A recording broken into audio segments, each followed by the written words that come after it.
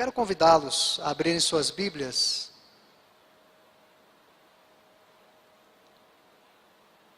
Acho que eu consegui. Abrirem suas Bíblias no livro de Neemias, capítulo 1, 6 ao 11. Hoje vamos concluir o capítulo 1 e iremos caminhar pelas páginas de Neemias nos próximos meses. Certamente muita edificação para a igreja. Neemias fica antes de Esté, que fica antes de Jó, para facilitar a localização. Livro de Neemias, capítulo 1, versículo 6 ao 11. Eu vou fazer a leitura do texto sagrado, depois eu vou orar. Eu vou deixar o conjunto de devoção mais para o final. Deixar passar um pouquinho no final o conjunto de devoção. Eu passo a oportunidade e aí nós iremos cantar mais um hino para podermos encerrar o nosso culto.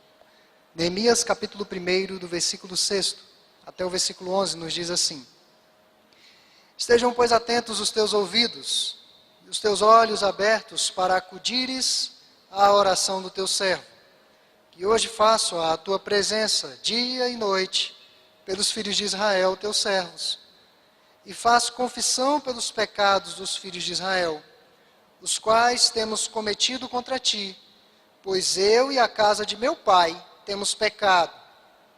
Temos procedido de todo corruptamente contra ti.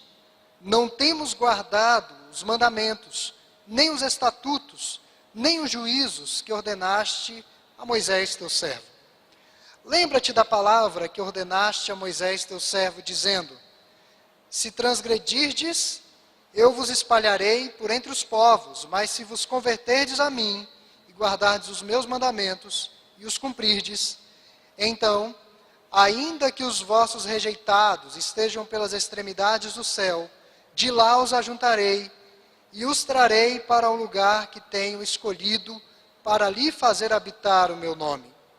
Estes ainda são teus servos, o teu povo que resgataste com teu grande poder e com tua mão poderosa.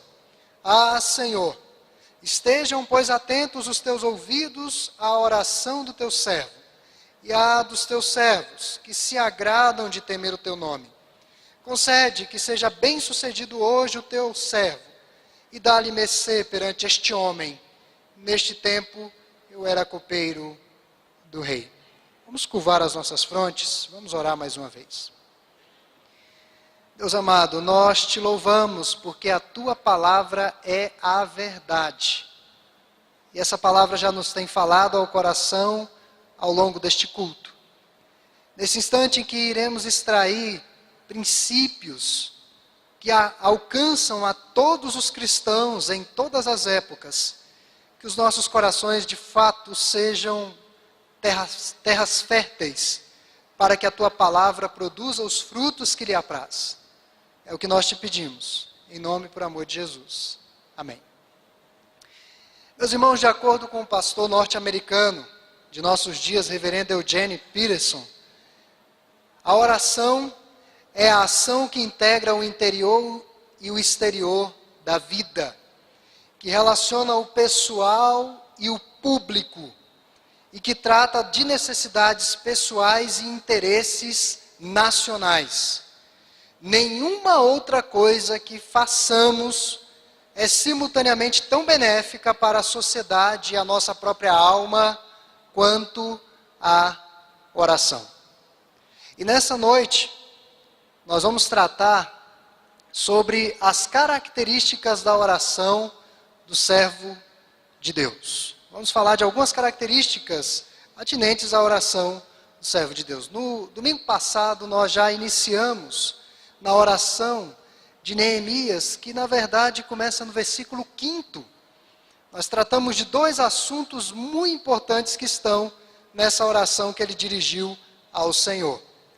E nessa ocasião nós vamos falar de algumas características importantes da oração do servo de Deus. A primeira delas, a oração de Neemias é caracterizada pela preocupação em ser ouvido por Deus. Versículo 6 ele diz: atenta, ó Senhor.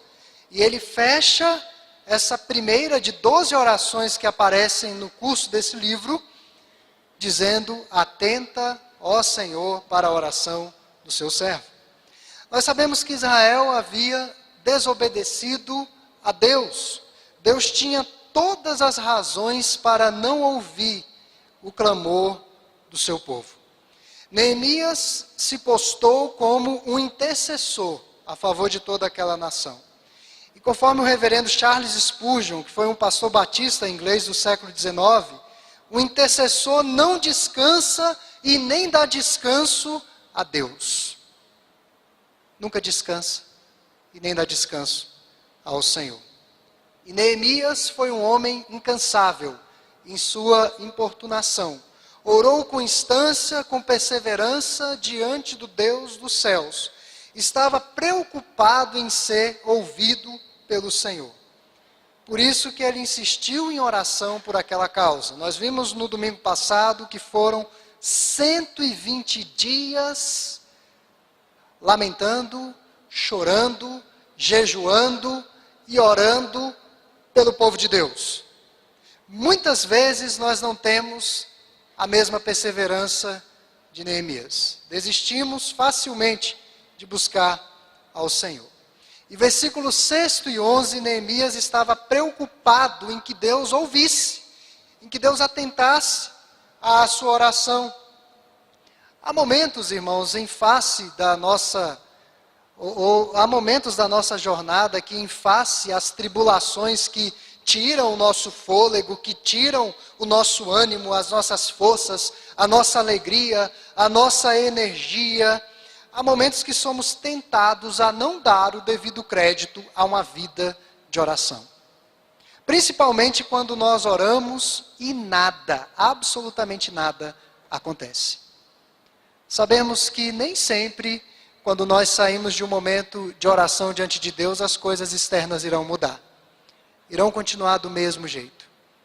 E muitos desanimam em face da insistência das provações. Oramos e o nosso coração continua apertado, desassossegado, abatido, preocupado, aflito e desesperançado, que é na verdade um sinônimo de desespero e o contrário de esperança de dias melhores. Oramos e externamente as coisas não mudam. Pelo contrário, às vezes até pioram. E isso pode se revelar como momentos de extrema frustração. Mas são exatamente nesses momentos que somos conduzidos a desistir da oração. Porque oramos e nada muda. Entretanto, as nossas orações devem ter esse ingrediente da súplica. Recortado esses versículos 6 e 11, estejam, pois, atentos os teus ouvidos, Senhor, estejam, pois, atentos os teus ouvidos à oração do teu servo. Esse tipo de atitude biblicamente orientada mudará a maneira como nós nos relacionamos com Deus. É bem verdade que nós precisamos dos nossos irmãos. É bem verdade que há momentos que nós precisamos desabafar, porque o fardo está pesado de carregar. A Bíblia diz que nós precisamos carregar as cargas uns dos outros, dividir a carga. Precisamos de alguém de carne e osso, que esteja na mesma condição que a nossa, que possa nos ouvir. Mas, meus irmãos, nós não podemos deixar de lado a oração. A oração, além de ser uma forma de expressar o arrependimento, a confissão de pecados, a gratidão, a adoração ao Senhor, é um meio designado por Deus para aprofundarmos o nosso relacionamento com Ele. A nossa oração, na verdade, não beneficia a Deus, a oração beneficia a nós mesmos. Somos nós quem precisamos orar.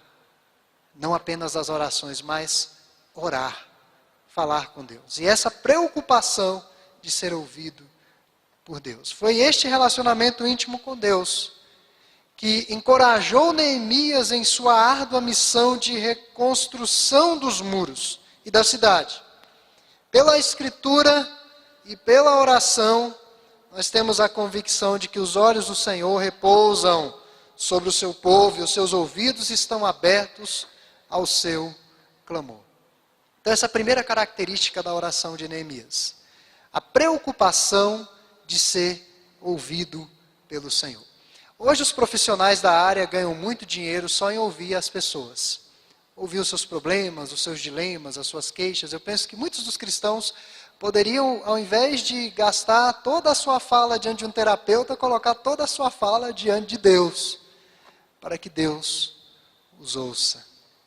Mas uma outra característica da oração do servo de Deus é a preocupação em reconhecer o seu próprio pecado. Versículo 6, parte B, e o versículo 7. Orar, na verdade, não é rogar para que a nossa vontade seja estabelecida no céu e isso afete as nossas vidas aqui na terra. Mas orar é rogar para que a vontade de Deus seja feita na terra. É uma das primeiras sentenças da oração que o Senhor Jesus nos ensinou. Seja feita a tua vontade, assim na terra, como ela é feita no céu. A vontade de Deus está expressa na sua palavra. E estas santas leis haviam sido violadas por aquela gente, pelo povo de Deus daquela época. Naqueles dias de Neemias, a vontade de Deus era que o seu povo se arrependesse dos seus pecados e obedecesse com toda a firmeza e toda a inteireza a sua palavra. Neemias era pleno de consciência das causas da derrota dos seus conterrâneos. O pecado, na verdade, não foi apenas o gatilho, mas foi a mão que apertou o gatilho para a destruição e a situação de escravidão que o povo vivia. O próprio Deus havia entregado a nação à Babilônia, e a Babilônia era a vara da disciplina de Deus a Israel. Meus irmãos, o pecado, e unicamente o pecado, foi a causa de toda aquela derrota dos que voltaram primeiro da condição de escravidão. O que o texto vai descrever no início, a situação de miséria, de opróbrio, de vergonha, era em decorrência do pecado. O pecado produz miséria, derrota, fracasso e vergonha pessoal. Imagine isso num contexto nacional. Os frutos do pecado são amargosos. Na Bíblia temos diversos exemplos disso. Acã foi apedrejado com toda a sua família porque escondeu ídolos, havia violado o primeiro mandamento. Ofni e Finéias morreram e levaram mais de 30 mil homens à morte naquele dia. Davi, com o seu procedimento, trouxe a espada para a sua própria casa. Teve de viver muitos dias, vendo a sua família ser esfacelada pelas consequências do seu pecado. Meus irmãos, eu tenho que falar desse púlpito que o pecado é uma grande fraude. Porque o pecado oferece um prazer e tem como paga a escravidão. Saboroso ao paladar, mas é fatal. No início do século passado, o baiano Dr. Rui Barbosa, um dos maiores juristas brasileiros, com muita propriedade e até de uma maneira profética, entre aspas, proferiu as seguintes palavras: de tanto ver triunfar as nulidades, ou seja, as ilegalidades, de tanto ver prosperar a desonra, de tanto ver crescer a injustiça, de tanto ver agigantarem-se os poderes nas mãos dos maus, o homem chega a desanimar-se da virtude, a rir-se da honra e a ter vergonha de ser honesto. É ou não é o que nós temos visto no nosso país? É ou não é? O evangelho tem crescido de uma forma assustadora para muitos. Mas que tipo de transformação esse evangelho tem produzido na nossa sociedade? Somos muitos, mas com testemunho anêmico, um testemunho fraco do nosso Senhor. E a corrupção que existe no nosso país é um dos filhos do pecado.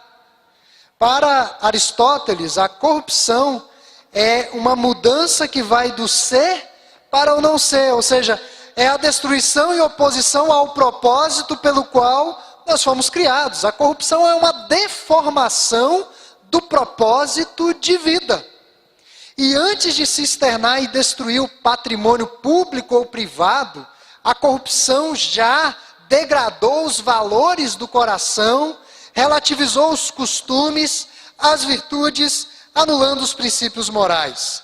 Na linguagem bíblica, a corrupção vem depois da mente estar cauterizada pelo pecado. Por isso, irmãos, que na questão política do país, não é apenas a mudança de um partido, é a mudança do coração. Tem de haver uma mudança de dentro para fora. Não adianta ter uma mudança meramente externa. Isso não vai resolver o problema. Infelizmente, a corrupção em nosso país não está apenas na política. Se fosse na política, era fácil de resolver no voto. Mas a corrupção está enraizada em todos os setores da nossa sociedade. Alguns exemplos: furar a fila. É um tipo de corrupção. Falsificação de carteira estudantil. Falsificação da carteira nacional de habilitação. O suborno. Dar e aceitar o troco errado. No Rio de Janeiro, em outros lugares mais da periferia, o tal do gato net. Puxar uma internet pirata, com TV a cabo pirata, dentre outras situações. O nosso país está em um momento determinante para o seu futuro. Hoje nós tivemos manifestações do Movimento Brasil Livre em vários lugares do nosso país. Porque o Brasil está chegando num ponto, ou o Brasil acaba com a corrupção, ou a corrupção acaba com o nosso país. Porque não está apenas na política, está em todos os lugares.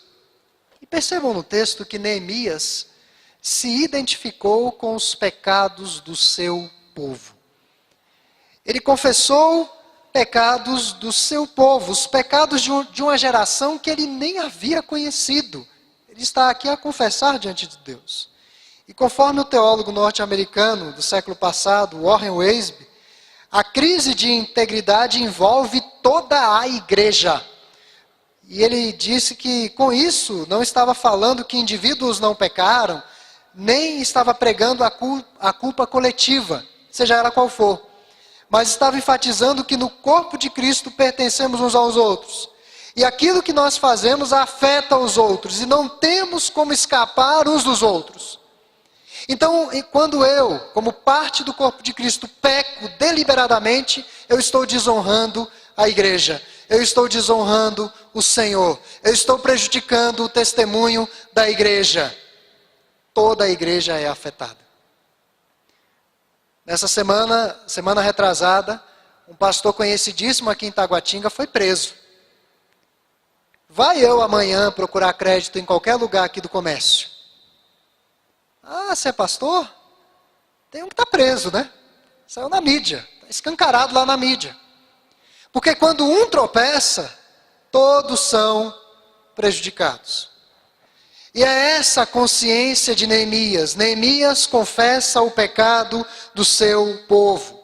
Irmãos, quando Acã, um soldado de Israel, pecou em Jericó, Deus disse o seguinte, Josué capítulo 7, versículo 1 e versículo 11. Prevaricaram os filhos de Israel. Tinha sido Acã, mas Deus atribuiu a culpa coletiva. Nós sabemos qual foi o final dessa história. Acã teve de ser eliminado para que o povo continuasse em vitórias. O pecado daquele homem trouxe derrota e vergonha a toda a nação. Mas uma vez que aquele pecado foi tratado, o povo voltou a ter vitórias no Senhor. Neemias confessou especificamente quais os pecados da sua nação. Versículo 7. Ele fala a respeito de negligência e desobediência deliberada à palavra de Deus. Havia uma deformidade moral e religiosa em toda a nação. Não havia honestidade nos negócios, no trato da família, sobretudo no relacionamento com Deus, que era a prática da idolatria. Portanto, meus irmãos, as nossas orações têm de ter essa preocupação de confessar a Deus os nossos pecados. Quando eu perceber na igreja que os irmãos estão indo por um caminho ruim de trevas, a Bíblia já dá a orientação de como eu devo tratar aquele irmão. Eu devo exortar aquele irmão. Se o irmão não corrigir, eu devo chamar uma testemunha. Se não corrigir, eu devo levar ao conselho e mostrar a minha cara lá no conselho, para que o erro seja corrigido. Mas, sobretudo, eu devo orar por aquele irmão. Eu devo pedir a Deus que Ele tenha misericórdia da vida daquele irmão. Que leve aquele irmão ao arrependimento. Porque o pecado tem a sua paga.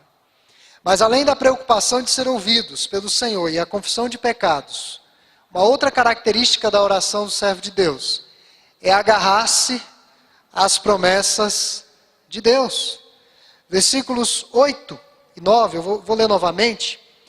Neemias diz assim: lembra-te das palavras que ordenaste a Moisés teu servo, dizendo: se transgredirdes, eu vos espalharei por entre os povos, mas se vos converterdes a mim, e guardardes os meus mandamentos, e os cumprirdes, então, ainda que os vossos rejeitados estejam pelas extremidades do céu, de lá os ajuntarei, e os trarei para o lugar que tenho escolhido para ali fazer habitar o meu nome. E um pregador britânico do século XVII, o reverendo Matthew Henry, disse que as nossas melhores argumentações em oração são tomadas das promessas de Deus. As melhores argumentações não são um queixume das aflições, mas são tomadas das promessas de Deus. Lembra-te, Senhor, o que prometeste. Deus se agrada de ser lembrado das suas promessas. O Senhor que prometeu abençoar e disciplinar, também prometeu perdoar, caso o povo se arrependesse e voltasse para Ele. Neemias está orando firmado em dois textos básicos, Deuteronômio capítulo 30 e 1 Reis capítulo 8, 31 a 53.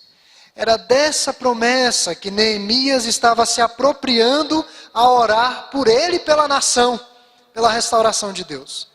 Neemias teve esperança de que Deus iria restaurar o seu povo. O Senhor é o Deus de toda graça, aquele que pode sim restaurar o caído e não rejeita-o de coração quebrantado, é o que a palavra dele diz. E de fato, o cair é nosso. Tropeçamos, caímos, falhamos, pisamos na bola, como alguns dizem, mas o levantar é de Deus. E às vezes nós precisamos cair para lá do fundo do poço, olharmos para o Senhor. Porque no fundo do poço não dá para olhar mais embaixo, não dá para olhar do lado, nós temos que olhar para cima. A nossa esperança vai vir do alto. Então o levantar é do Senhor. O Salmo 145, versículo 14, afirma que o Senhor sustém os que vacilam e apruma todos os prostrados. Se o povo se arrependesse, viria um tempo de restauração e um tempo de refrigério. Nesta vida sempre nós temos, ou sempre temos a segunda chance. Sempre há a segunda chance para o Filho de Deus. Olhem para a vida de Davi, irmãos. Um homem que cometeu tantos desatinos pecaminosos. Quando ele se arrependeu, o Salmo 51 retrata isso muito bem. E ele se apropria dessa promessa. Ele diz que o Senhor não rejeitará um coração quebrantado, um coração contrito. Davi se apropria dessa promessa e mais à frente Davi é lembrado não como um adúltero, um assassino, um mentiroso ou coisas dessa natureza. Davi é lembrado como um homem segundo o coração de Deus. Porque a restauração vem do Senhor. Os nossos pecados não anulam a aliança de Deus. O amor de Deus persevera conosco todos os dias. Filipenses capítulo 1, versículo 6 diz que aquele que começou boa obra em vós é fiel para completar essa boa obra até o dia de Cristo Jesus. Então, quando nós nos vemos numa situação de falência espiritual, nós precisamos nos apropriar dessas promessas do Senhor. Ainda que sejamos fiéis, Ele permanece fiel, pois de maneira nenhuma pode negar-se a si mesmo. E o livro de Neemias vai descrever um lugar escolhido, Jerusalém, e um povo escolhido, os exilados de Babilônia. E um povo alvo da restauração de Deus. Mesmo quando nós pecamos, não deixamos de ser povo de Deus. Os nossos pecados não anulam a graça de Deus. E as promessas de Deus, meus irmãos, estão associadas ao exercício da nossa fé. Não falando apenas de uma questão de pecado. Lá em Mateus capítulo 6, versículo 30, Jesus se refere aos seus discípulos como homens de pequena fé. A pequena fé é aquela que não se vale de todas as promessas de Deus. Interessa-se somente por algumas promessas e no momento da crise não consegue acreditar em todas as promessas de Deus. Promessas diz respeito a coisas que ainda não aconteceram e que certamente irão acontecer, porque foi Deus quem as propalou. Cremos no Senhor Jesus Cristo, mas não cremos inteiramente nas suas promessas. E temos a fé necessária, muitas vezes, para a salvação das nossas almas, mas não cremos em Deus quando Ele declara que cuidará do nosso alimento, da nossa bebida e das nossas vestes. Uma personagem bíblica que nos chama a atenção e nos intriga profundamente é Jó. Jó foi um homem que nunca duvidou da salvação de Deus. Mas no pico da sua crise, Jó orou a Deus e disse: Senhor, maldito o dia que eu nasci. Jó desejou morrer. Porque Jó não conseguia ver as promessas de Deus de uma forma muito clara e se apropriar dessas promessas de Deus. Ele desejou morrer. Talvez aqui nesse templo essa noite, crentes no Senhor, irmãos piedosos, que amam ao Senhor, que têm o seu testemunho, no momento de uma crise profunda desejaram a morte. A morte seria a melhor solução, porque afinal de contas eu vou estar com o Senhor para sempre, absolutamente desvencilhado das minhas dores, do meu sofrimento, da minha fadiga, mas isso não é uma atitude biblicamente orientada. E as promessas devem ser apropriadas no momento de maior crise. Então nós não temos fé suficiente para crer no momento das tribulações. E a pequena fé é aquela que não acredita na totalidade das Escrituras.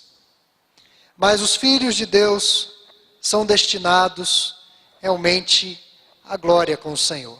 É o que o apóstolo Paulo vai dizer.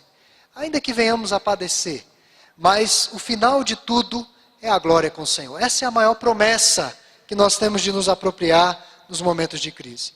Todos os propósitos e promessas de Deus são dirigidos a nós e feitos somente a nós, a igreja de Deus, povo de Deus. Lembram-se daquele famoso episódio na vida de nosso Senhor, quando ele estava dormindo na popa do barco e a água começou a entrar? O mar se tornara extremamente agitado, violento. E os discípulos clamaram: Mestre, Mestre, estamos perecendo, estamos morrendo. E qual foi a resposta de Jesus antes de tomar qualquer atitude em relação à tempestade? O que Jesus disse aos seus discípulos? Onde está a vossa fé? O que isso tem a ver numa tempestade, em que o barco está perto de afundar, em que providências precisam ser tomadas? O que fé tem a ver com isso? Meus irmãos, é a nossa vida. As tribulações vêm e devemos indagar: onde está a nossa fé?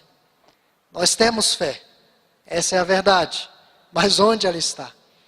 Por que nós conseguimos aplicar essa fé aos problemas da vida? E nós devemos cuidar para que a nossa fé esteja onde ela deve estar nos momentos decisivos da nossa jornada. Isso é em oração.